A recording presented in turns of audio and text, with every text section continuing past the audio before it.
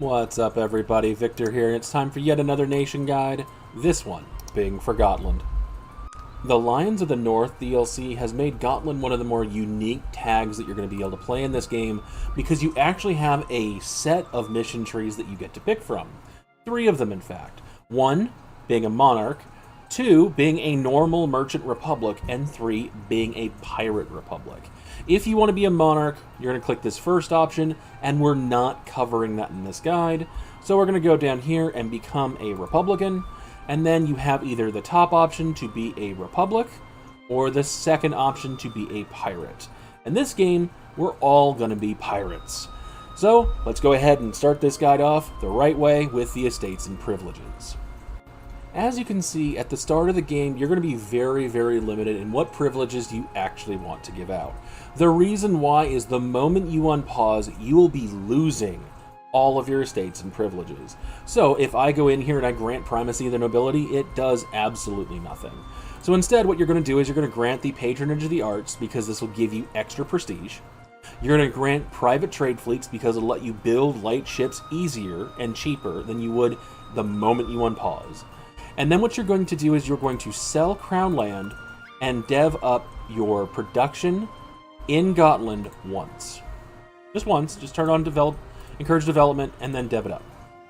The reason why is you're going to come in here and you are going to give the monopoly on wool because it'll give you 21 ducats, and it will not actually cost you anything to grant this.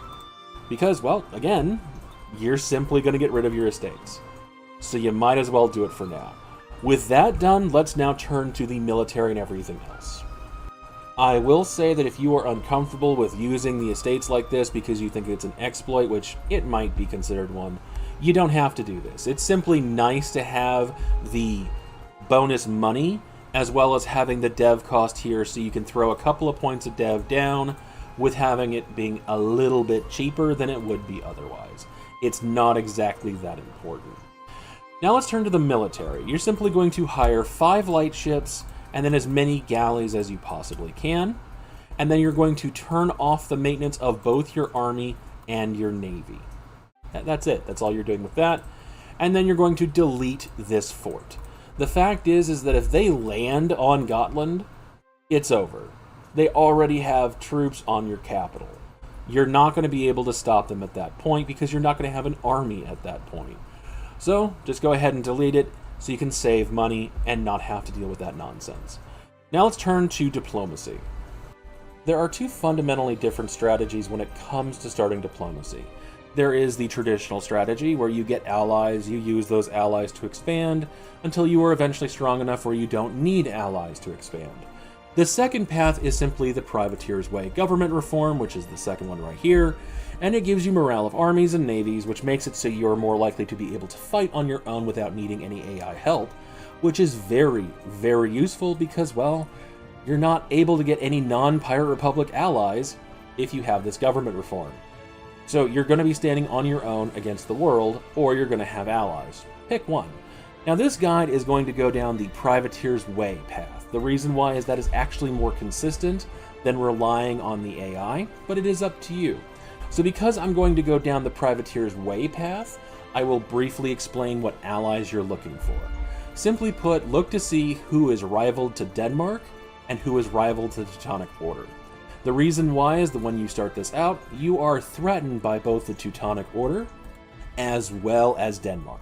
So if they are rival to either one of them, they will be willing to likely ally you, given enough improved relations, scornful insults, etc., to give you the protection, but also to give you the forces with enough favors to attack Denmark or the Teutonic Order. You are going for Sjælland or Bornholm, if you can't get Sjælland, and you are going for Danzig. Those are your basic targets that you're going for.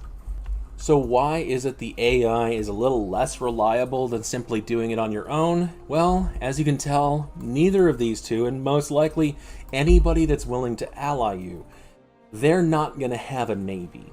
Which means you're out here on your own, and usually Denmark and Norway is going to outnumber you in terms of naval capacity. Meaning you're likely to be on a very, very thin shoestring on whether or not you will survive. And you are relying on people without a navy to occupy them enough to where you're able to seize what you want and knock other people out of the war, which can be difficult, especially since the Teutonic Order can get a lot of strong allies, including Denmark. But if you have the Privateer's Way government reform, the nice thing about that is simply, while you might be outnumbered, that doesn't mean you're outmatched. However, you can use the captains down here, as that will give you more morale of navies there, as well as an advisor to help even the score anyway. So use the tools that you have available, find any allies that will help you, and see if you can use their numbers to give you a victory. With all of that said, let's go ahead and start talking about the actual opening moves and not just the setup. I do want to stress before I unpause that this is not a no restart guide. At the end of the day, whether you pick Monarchy, Republic, Pirate Republic, Allies or not, Denmark does start the game off with a core on your land, meaning that come December 12th, they may attack you, and you will not have the better navies from Privateer's Way, and they will dramatically outnumber you in terms of navy, meaning they're likely to win the naval fight, and you won't have any allies at that time to even dissuade them. So you may have to restart because you weren't even given a chance to find allies or to get the government reform. The good news is, out of about 110 or so of these runs, it only happened 7 times. So it's not overly likely, but it is possible. So I wanted to tell you guys that before we get started. That being said, let's talk about your opening move. Now this opening move is actually pretty simplistic. You're just going to go raid everybody's coast, which means you're going to take your navy here and you're simply going to go and raid pretty much everything in the Baltic Sea. You have a range of 3 sea tiles, so that means you're able to reach all the way over here and everything in this direction. So just line it up so you raid everything over there and then head back to port. The reason why you're not going to be actually sending them out to do anything after that point, and you're going to drop the maintenance and not mothball them, is the way mothballing actually works, and what happens if you have ships out there doing things when the maintenance is at 0. You see, if you either mothball or have a ship on a mission when they have no actual maintenance, what ends up happening is they take this percentage over here as damage. The reason why that's a problem is because eventually they'll have to be repaired. They'll go down to 25% or even sink, and the problem is that it takes sailors to repair. And some people might look at this and go, so what? You have plenty of sailors. You are way above your maximum, and you want to maintain these sailors as long as you possibly can, because by using them later on in your first war against Denmark, or whoever it happens to be, then you're going to be able to actually repair ships in the middle of the war. If you waste them all by mothballing and then repairing afterwards, you're not going to be actually able to make a sustained war against anybody. On top of that, you're going to have to hire some Marines, which I know a lot of people think they're really bad, but they're very, very good in this circumstance. So do not actually send any ships out on low maintenance, because they will slowly take damage because it costs sailors that are then replenished, but they're not replenished when they have no maintenance.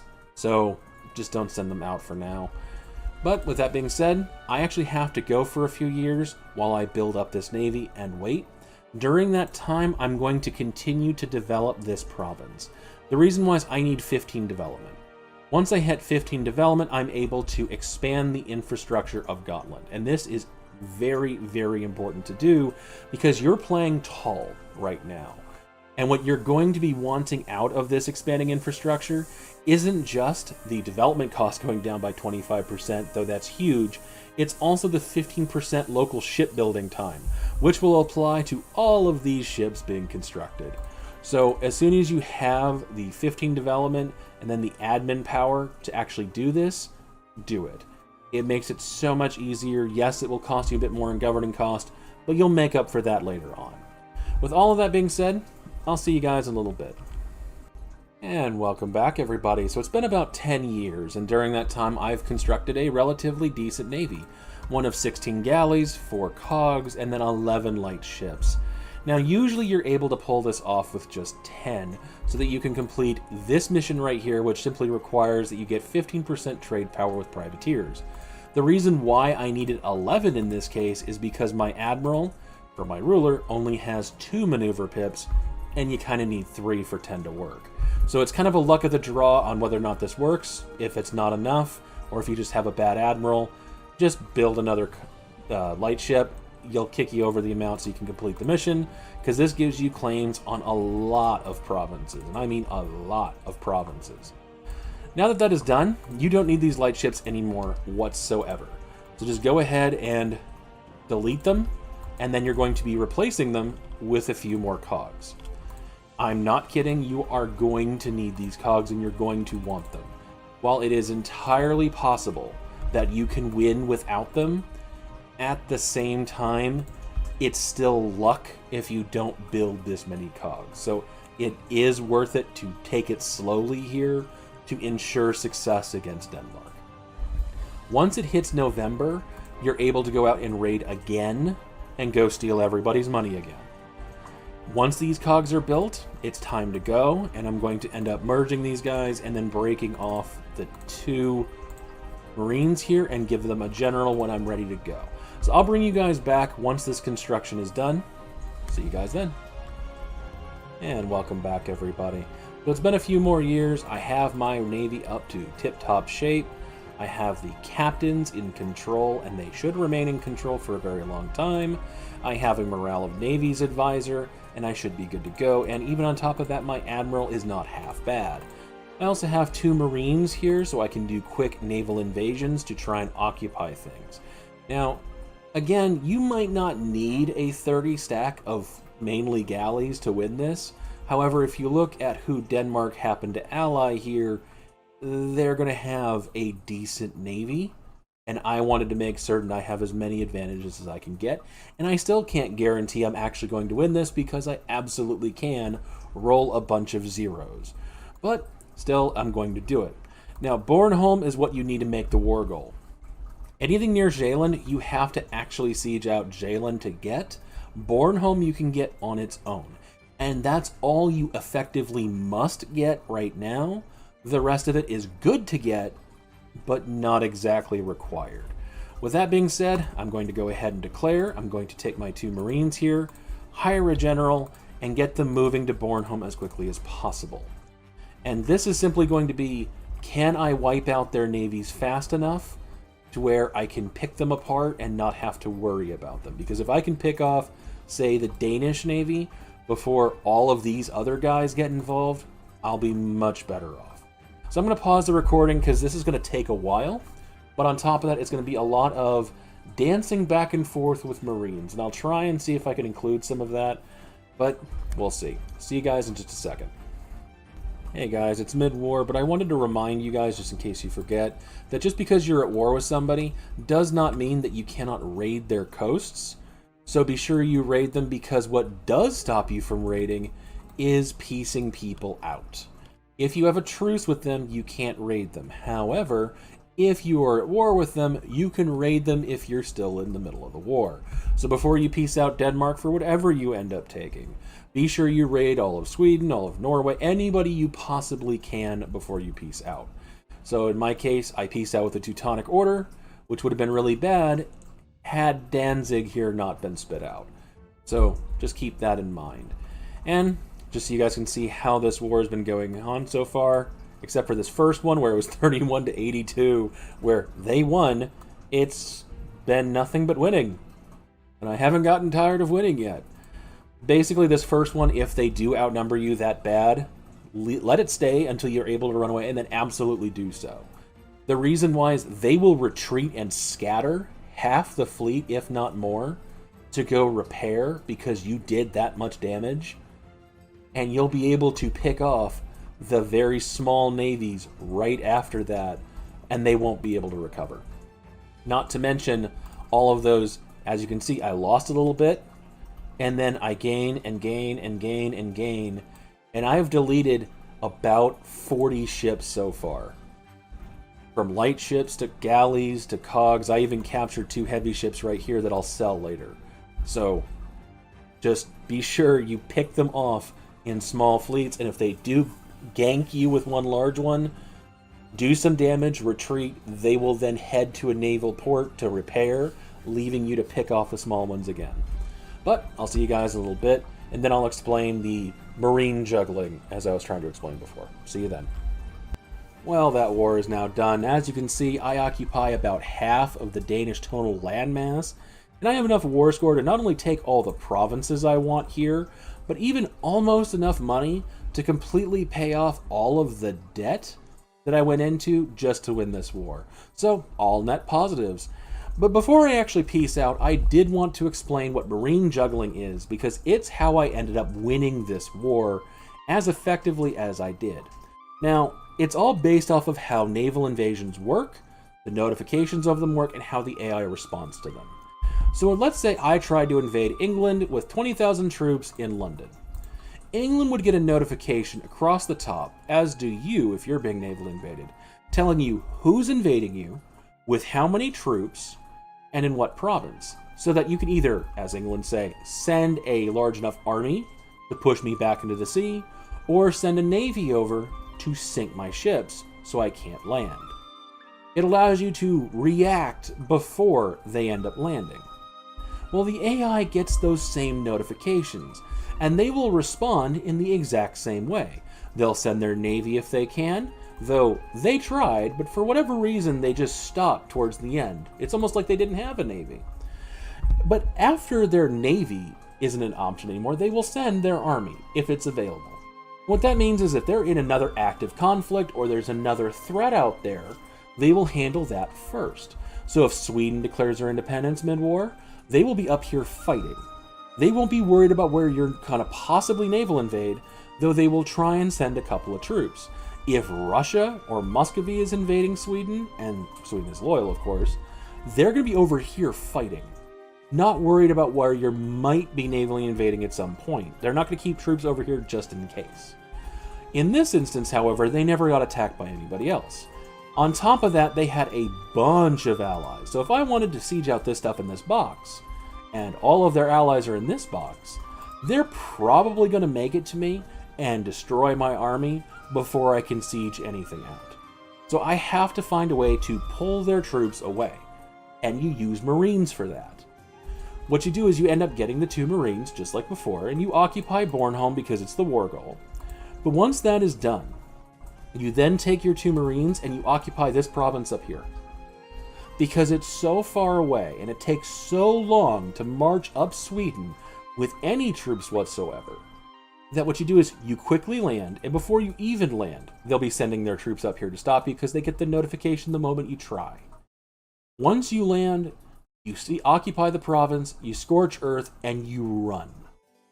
They will continue going north until this province is unsieged or another threat exists. So once you see them all come up here and fade out into the fog, you then land on Lolland because they will continue north and then turn around but not make it in time to get to you to stop you from taking Lolland. Once you have Lolland, they will still be up in this general area because they're not going to come and redistribute themselves trying to anticipate where you're going to land. They will instead move there when you land. So you land in Memel. And this one, there is actually a fort here, so you can't just leave and expect them to keep going, but you just leave one guy standing there, and he's probably going to be attacked and you won't be able to get him out in time. But it's worth it because after that you do this province, because it's also away from forts. You're able to quickly land, siege it, and then bail, but it's also far enough away where you can land on Finn. After you've done that, you simply use half your navy to blockade the allies of Denmark, piece them out, get money if you can, but piece them out. And then once it's just Denmark, their army and Norwegian army is usually not coordinated enough to fight you in total, and you should have the morale advantage, allowing you to push them back and slowly take them out. Granted, I did have a 4-shock mercenary general here, because what I did is I hired 2 mercenary stacks to help me push down Jalen and then Lund, and then get the rest of this pretty quickly. But that's what you're doing. You're using the AI and telling them, hey look, I'm over here. Oh wait, I'm over here. And they'll just keep running back and forth, trying to get to you. And you use that when they pass you and they're too far away to stop you, to take the island. Because once you take the islands, since you have naval dominance and these are straits, they can't cross anymore. That's all you need to do. So at this point, I'm going to go ahead and peace out, pay off my debts, and get ready for the next war. But in this time, I'm simply going to turn everything off, and I'm going to delete this fort because realistically it doesn't actually help me right now. But core everything up, embrace the Renaissance, and time to move on. I'll see you guys in a little bit when I'm able to talk a little bit more. See you then. And welcome back, everybody. So now that I have everything cored up, let's talk about missions and what you're doing moving forward. The first thing you're going to do is you're going to come here to Gotland. You're going to increase the autonomy, so it gets rid of the unrest, and you're going to move your capital. I'm aware you're not having in Gotland. I know that's sacrilege. Trust me, it's not going to matter in the long run anyway, because your capital's not going to be anywhere in this area in a little bit. But now that that's done, it's now in Gotland, which means you can now join the HRE, and you'll have protection without needing an ally. So what you're going to do now is you're just going to improve relations with Austria once it gets to the maximum, find somebody that they really don't like as a rival, and scornfully insult them, because, well, that'll give you a little bit more of an edge, just to kick you over the edge so you can join the HRE, and now nobody will attack you. There is a downside to doing this later on, but realistically, you really don't have to worry about anything. But now that you're here, you have a zero autonomy capital province with a lot of development. All you need to do is embrace the Danish culture so you're actually getting its benefit, and chill for a bit. Once you have the ability to raid everybody's coast again, just so you can get some more money, pay off whatever debt you still might have, and get ready to continue to build up, fight off any rebels that you might have, etc., because you're not done with having to expand in the region.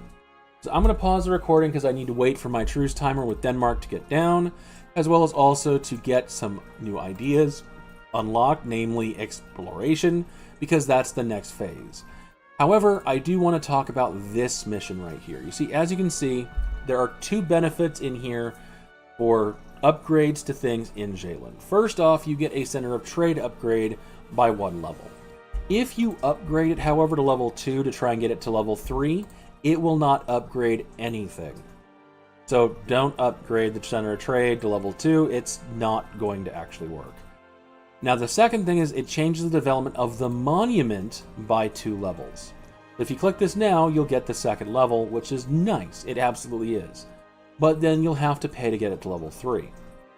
If, however, you pay to start upgrading it to level 1, which is substantially cheaper, and then you click it, it will continue forward in the speed of level 1 and the cost of level 1, allowing you to get to level 3 about 4,000 ducats cheaper and a lot faster.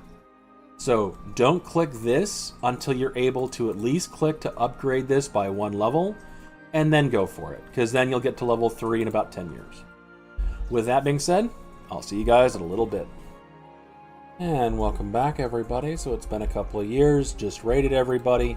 Truce is up with Denmark, and it's time to declare. Now again, they're going to have a lot of friends come in, friends that I really don't want to fight. So what I'm going to do is I'm simply going to make my war goal their capital, which should be right here. And we're just going to park my guys right up here. They won't be able to actually invade anything. It's going to take a bunch of years, but eventually they will peace out, allowing me to take the Faroe Islands and Iceland off of Norway, because I really don't want anything on the mainland. I want nothing but stuff I can protect with ships.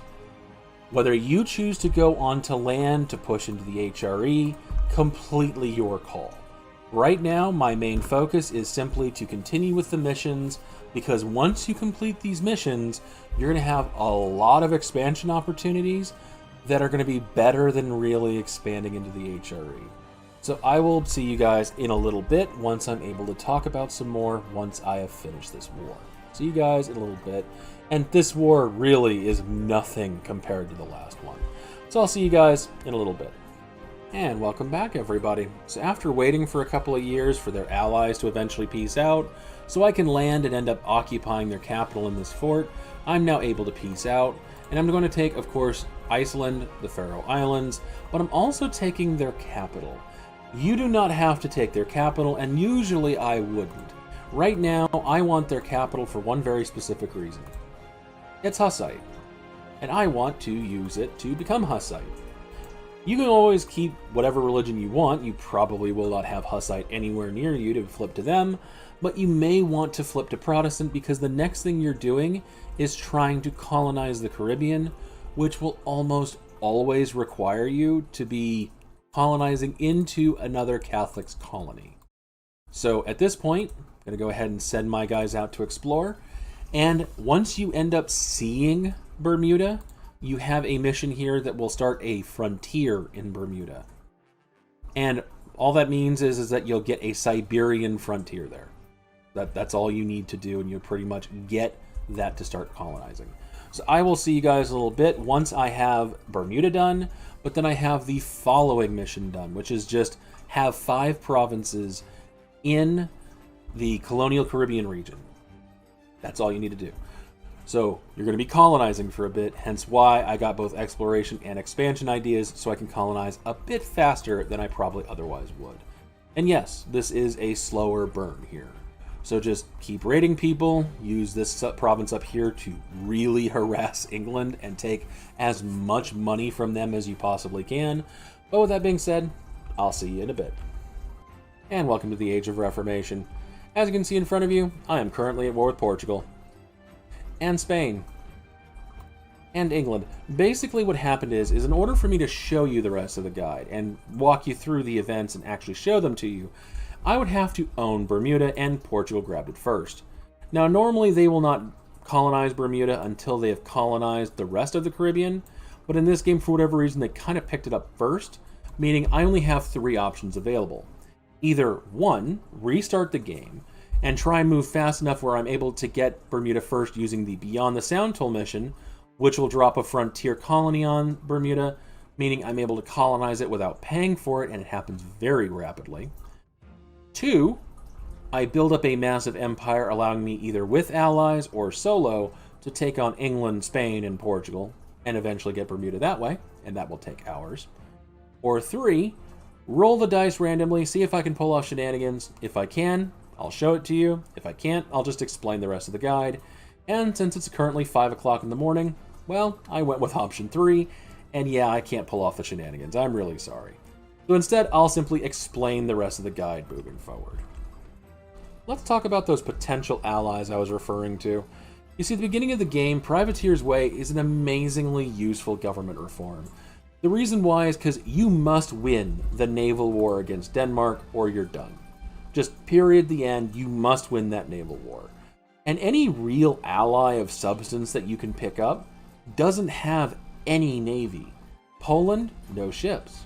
Lithuania, no ships. Brandenburg, no ships. There's no one that can actually help you that has a navy, which is a huge problem. So not having allies doesn't really matter, but having that morale of navies and naval maintenance modifiers so you can have a larger navy absolutely does. So early game, Privateer's Way is amazing. However, after you've beaten Denmark for the 2nd time and taken Iceland off of them, you really don't need the morale of navies that often. However, you might need an ally far more. Good example is Sweden. If I wanted to take land from them, I might be able to fight their navy without any difficulty, but they outnumber me 2 to 1 in land army, and on top of that, it's Sweden. They're gonna have really, really, really strong land armies. However, Muscovy, they're willing to ally me. They have no problems with me. All I'd have to do is insult somebody and get out of the government reform, and they would likely ally me at the drop of a hat. And those 63,000 troops are huge for me right now. So I would recommend, after you've taken Iceland or 1,500, you want to get out of this government reform. It doesn't matter which of these 3 you go with. I personally prefer this one, but it's up to you what you prefer. Just pick something and get out of that government reform and find allies. Just be sure you improve relations with whoever you're going to ally with. So like I improved relations with Muscovy ahead of time, so that when I do push over, I can pick them up immediately while the game is still paused. Because if you downgrade your military potential, but you don't find an ally in that time, somebody may attack you. Now that that's been talked about, let's go ahead and finish up talking about these missions. Let's go ahead and start with Beyond the Sound Toll.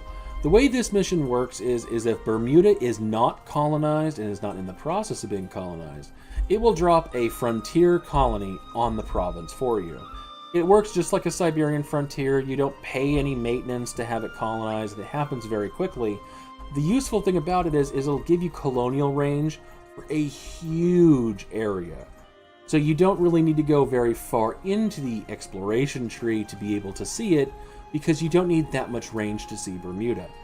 So get there as quickly as you possibly can, because if you don't, what you get is a permanent claim, and then you have to fight whoever has it, which, as you can see here, can be a mess. However, once you get to Pirates of the Caribbean, you have to own Bermuda and then a colonial nation in the Caribbean. But what this event does that it's talking about is it does a couple of things. Either one, it gives you a free stability, or 50 admin points if you're already at 3 stability. Or if you go with the real option, you inherit whatever colonial nation you spawn down here, and you move your capital to the New World. Meaning you are now a New World pirate who also owns land in Europe. The advantage of being a New World pirate, or New World anything really, is that you can attack other colonies without the Overlord getting involved. Meaning that you can attack Caribas here, or Venezuela, or Brazil, and Portugal or Spain will not get involved directly. They would have to enforce peace on you first, and if you land in, say, Venezuela here, and you occupy them as quickly as possible, they can't respond. So if Caribas, you have enough Marines and enough ships surrounding them, so that you declare war, you instantly walk in, and in 3 months, everything is occupied, and you peace out, you get all of it. It's just your land now, and there's nothing anybody can do about it. So it's a very useful thing to move your capital. However, there are some cons to this. Specifically, what happens in the Old World. You see, while you have these provinces and you get to keep them, since you are in the HRE, the land that you added to the HRE, such as Shaeland, Finn, Lawland, and Burnholm, will remain in the HRE when you move your capital, but you will not. The reason that's a problem is because under the First Reform, the Emperor can declare on you, either making you release any tags that had a core on that land, such as Denmark, or taking it for himself. And yeah, if you have an Austria like this, who is absolutely going haywire, they may absolutely attack you to take that land for themselves. Which is why you want to maintain just being on an island, because that way that CB should expire long before the Emperor can build up a navy to challenge you. So just hang tight. That's why I don't recommend pushing into the HRE unless you really want to, because when you move over, if you do, you're not going to be in the HRE anymore. And then the Emperor is far more likely to attack you. Let's talk about legendary pirates real quick. Now, you get a legendary pirate by completing this mission, which is slightly annoying to complete, but legendary pirates are very, very strong. What they are is basically a status on your ruler that makes it so they cost no Republican tradition to be reelected. They balance that by making it so you only get that status if you win a war against a country with more development than you, and it's only a 5% chance on a roll that they become a legendary pirate when that happens. Which means, basically, right now, this guy is not a legendary pirate. So, in 3 years, when I re-elect him, it's going to cost me 10 Republican tradition. However, if he becomes a legendary pirate by that time, it'll cost me 0, allowing me to re-elect him for the rest of his life and gain net Republican tradition during that time, which is huge. The thing is that that's not actually the only way you can get a legendary pirate.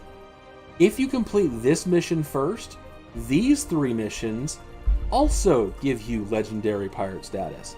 So if you can take Venice, if you can take Rome, or if you can raid the Margrim coast and have enough privateers in a couple of trade nodes down there, you will be able to get a legendary pirate status, allowing them to be re-elected for the rest of their life.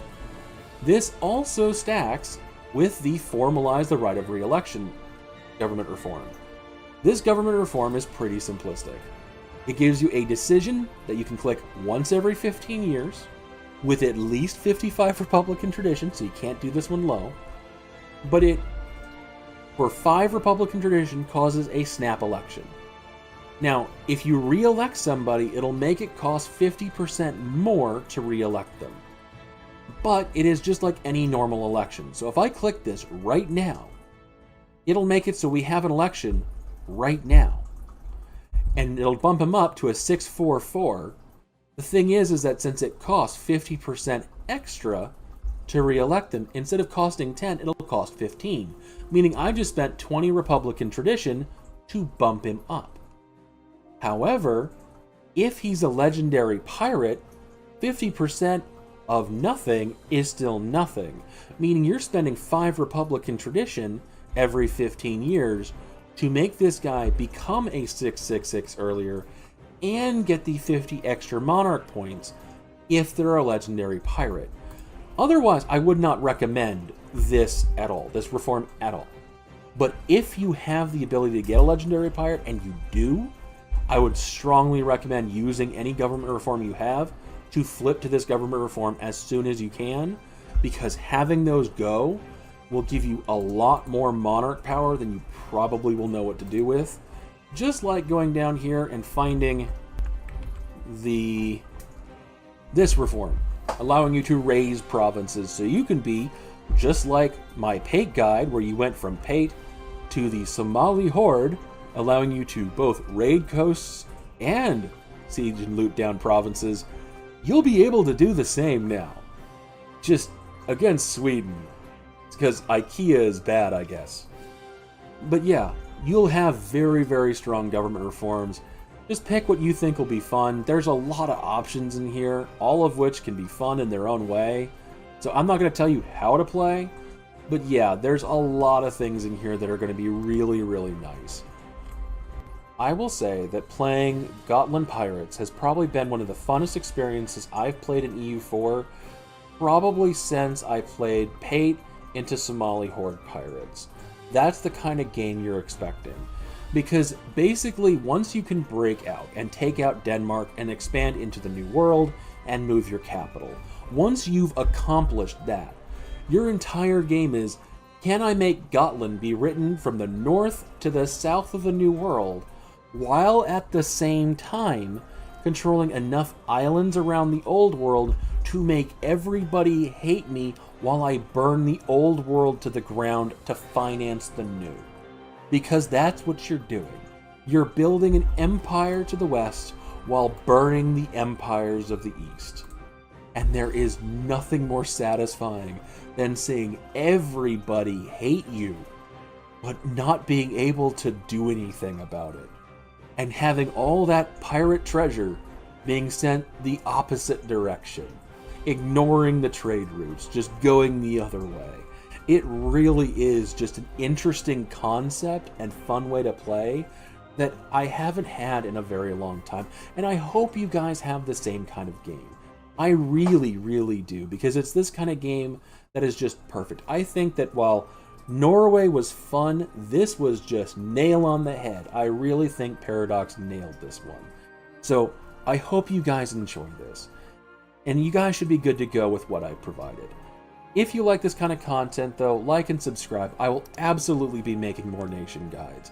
If you want to see a particular country, let me know in a comment below. I have no problems covering anything you guys want me to cover, but I'm focusing right now on the new countries in the current 1.34 patch. With all that being said, thank you guys for watching. I hope you all have a wonderful day.